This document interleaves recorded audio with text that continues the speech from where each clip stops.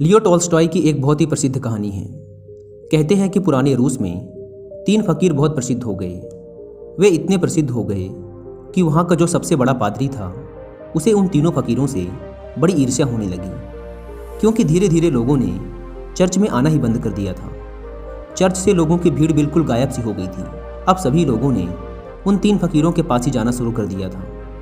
वहाँ का प्रधान पादरी सोचता कि ये तीनों कौन हैं जो मेरे रहते संत बन गए, क्योंकि ईसाईयत में एक प्रथा है कि जब तक चर्च किसी इंसान को मान्यता ना दे दे तब तक वो संत नहीं बन सकता।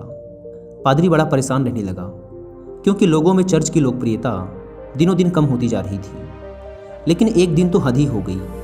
पादरी पूरे दिन चर्च में बैठा रहा, लेकिन एक भी व्यक्ति चर्च नहीं आया। पादरी के क्रोध का ठिकाना ना रहा। उसने निश्चय किया कि आज तो उन तीनों फकीरों की खैर नहीं, आज तो मैं उन तीनों को सबक सिखाकर ही रहूंगा। वह अपनी पूरी पादरी वेशभूषा में तैयार हुआ। उसने सोने का ताज पहना, हाथ में प्रधान पादरी का प्रतीक वाला सोने का डंडा लिया और चल पड़ा उन तीनों से मिलने। वे तीनों एक बड़ी सी झील के उस पार रहा करते थे।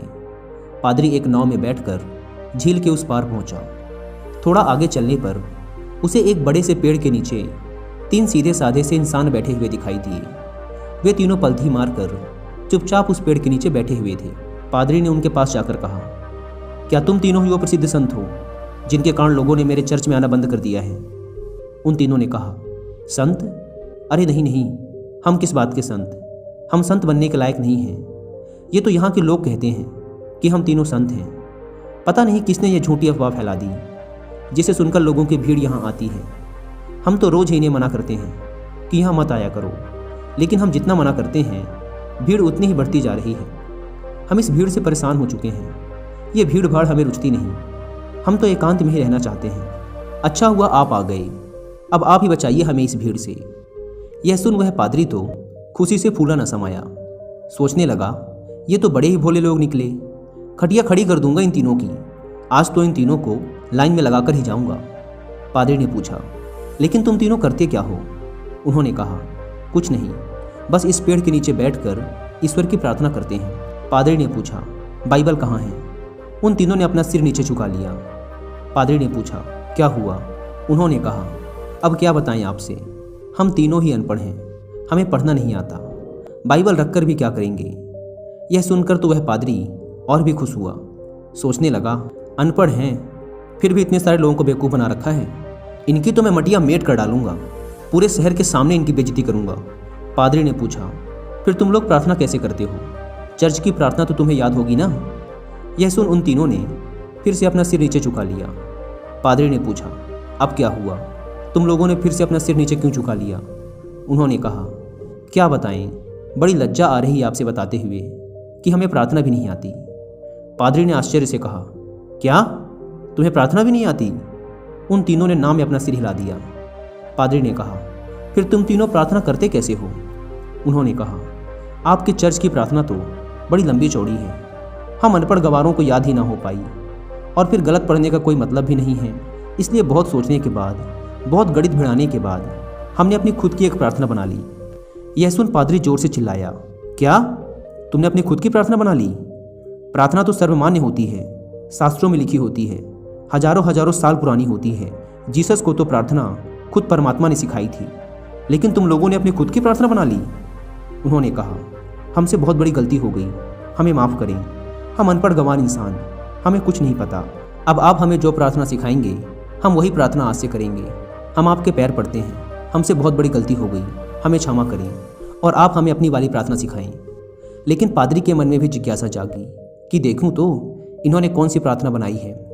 पादरी ने कहा, पहले तुम लोग मुझे अपनी प्रार्थना सुनाओ। उन्होंने कहा, नहीं महाराज, हम अनपढ़ों की प्रार्थना का कोई मतलब नहीं, आप हमें और शर्मिंदा ना करें, आप हमें अपनी वाली प्रार्थना सिखाएं। लेकिन पादरी नहीं माना, इसलिए पादरी के बार बार कहने पर आखिर में वो अपनी प्रार्थना सुनाने के लिए राजी हो गए। उन्होंने कहा, हमने बहुत सोचा, बहुत विचार किया, लेकिन हमें कोई प्रार्थना ना सूझी। फिर हमें याद आया कि ईसाईयत में तो भगवान के 3 रूपों को माना गया है, इसलिए हमने इसी पर अपनी प्रार्थना बना दी। अगर आप हमारी प्रार्थना सुनेंगे तो हम पर हंसेंगे। इसके बाद वे तीनों चुप हो गए। पादरी ने कहा, अरे बताओ, नहीं हंसूंगा मैं। उन्होंने कहा, भगवान के 3 रूप हैं, इसलिए हमने प्रार्थना बना दी कि हम भी 3, तुम भी 3, हम पर कृपा करो। यह सुन तो वह गंभीर पादरी भी हंस पड़ा। बोला, जिंदगी में बहुत प्रार्थनाएं सुनी, पर ऐसी प्रार्थना कभी ना सुनी। वह मन ही मन सोचने लगा, बड़े बेवकूफ़ लोग हैं, आज तो इनकी यक्त ठिकाने लगाकर ही जाऊंगा। इन तीनों को मेरे पास चर्च में आना ही पड़ेगा। उन तीनों ने कहा, आप हमारी छोड़िए, अपनी प्रार्थना सिखाइए, हम आज से वही करेंगे। पादरी ने उन्हें चर्च की प्रार्थना सिखानी शुरू की। उन्होंने कहा, एक बार और। पादरी ने फिर सुनाई। उन्होंने कहा, एक बार और। पादरी ने तीसरी बार सुनाई। उन्होंने कहा, एक बार और, कहीं भूल न जाएं। पादरी ने फिर सुनाई। उन्होंने कहा, एक आखिरी बार और। पादरी ने कहा, घबराओ मत, कभी कभी चर्च भी आया करो, धीरे धीरे तुम लोगों की भी जिंदगी सुधरने लगेगी, और अगर रोज आओगे तो यह प्रार्थना भी सीख जाओगे। उन्होंने कहा, जी, जैसी आपकी आज्ञा। पादरी बड़ा खुश हुआ। उसने कहा, तुम लोग डरना मत, चर्च आओ, मैं तुम्हें माफ़ कर दूंगा और लोगों से भी माफ़ करवा दूंगा। उन्होंने कहा, आपका बहुत बहुत धन्यवाद, आप बड़े महान इंसान हैं। पादरी ने सोचा, चलो एक झंझट छूटी, इन मूर्खों को तो लाइन पे ले आया। वह अपनी नाव पर बैठकर वापस जाने लगा। नाव अभी झील के बीचों बीच पहुंची ही थी कि पीछे से कुछ लोगों के चिल्लाने की आवाज़ आई। पादरी और माझी ने पीछे मुड़कर देखा तो उनकी आंखें फटी की फटी रह गई। वे तीनों पादरी को पुकारते हुए झील के पानी पर दौड़ते हुए चले आ रहे थे। वे तीनों पानी पर ऐसे दौड़ रहे थे मानो कोई जमीन पर दौड़ रहा हो। यह देखकर तो पादरी के हाथ से वह सोने का डंडा छूटकर वही नाव पर गिर गया। यह चमत्कार तो आज तक केवल जीसस ने ही करके दिखाया था। वे तीनों भागते हुए नाव के किनारे आकर खड़े हो गए और पादरी से कहने लगे, आप वो प्रार्थना हमें एक बार और सुना दें, हम उसे भूल रहे हैं।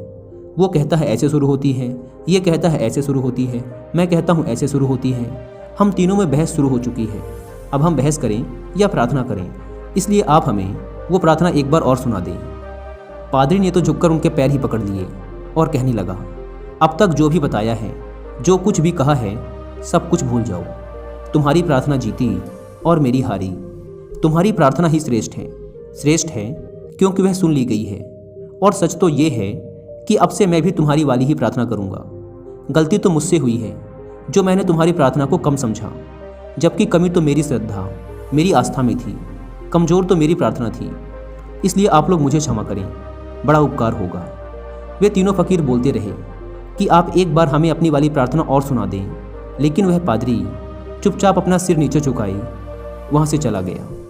दोस्तों, अगर आप लियो टॉल्स्टॉय द्वारा लिखी और भी ऐसी कहानियाँ सुनना चाहते हैं तो आप इन्हें सुन सकते हैं कुकू एफएम ऐप पर। कुकू एफएम इंडिया का लीडिंग ऑडियो बुक प्लेटफॉर्म है, जहां पर आप कहानियों के अलावा self help books, religious books and famous personalities की बायोग्राफीज़ को भी ऑडियो फॉर्मेट में सुन सकते हैं, वो भी अपनी मनपसंद लैंग्वेज में। अगर आप प्ले स्टोर से इस ऐप को डाउनलोड करके इसके 1 ईयर का सब्सक्रिप्शन लेते हैं तो वो आपको पड़ेगा 399 रुपीज़ का, लेकिन आप इसे अवेल कर सकते हैं सिर्फ 199 रुपीज़ में अगर आप यूज़ करते हैं कूपन कोड WI50।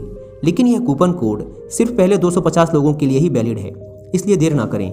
ऐप की link description and pin comment पर दी गई है, एक बार जाकर जरूर चेकआउट करें। लियो टॉल्स्टॉय की यह कहानी हमें सिखाती है कि ये जरूरी नहीं कि हमारे द्वारा की गई प्रार्थना शास्त्रों से ही ली गई हो, वो बहुत प्राचीन ही होनी चाहिए, लाखों लाखों लोगों द्वारा मान्यता प्राप्त होनी चाहिए। अगर हमारी प्रार्थना सच्ची है, सच्चे मन से की गई है, तो वो परमात्मा के द्वारा जरूर सुनी जाएगी, फिर चाहे वो 2 शब्दों की साधारण सी ही प्रार्थना क्यों ना हो। उन 3 साधुओं की कहानी से सीखने को तो हमें यही मिलता है कि हम चाहे कुछ भी करें, लेकिन उसे दिखावे के उद्देश्य से ना करें। हम जब भी किसी काम को करें तो हमारी पूरी आत्मा उस काम में उतर जानी चाहिए, उस काम के प्रति हमारा पूरा समर्पण होना चाहिए। अगर हम हर काम को इसी तल्लीनता के साथ कर पाए तो हर काम में हमारी सफलता निश्चित है, जैसे कि उन 3 साधुओं के साथ हुआ था। उन्होंने अपनी प्रार्थना को इतने समर्पण भाव के साथ किया था कि प्रार्थना उन्होंने नहीं, उनकी आत्मा ने की थी। फिर उनकी प्रार्थना इतनी सच्ची हो गई कि ईश्वर भी उनकी प्रार्थना को सुने बिना ना रह सका।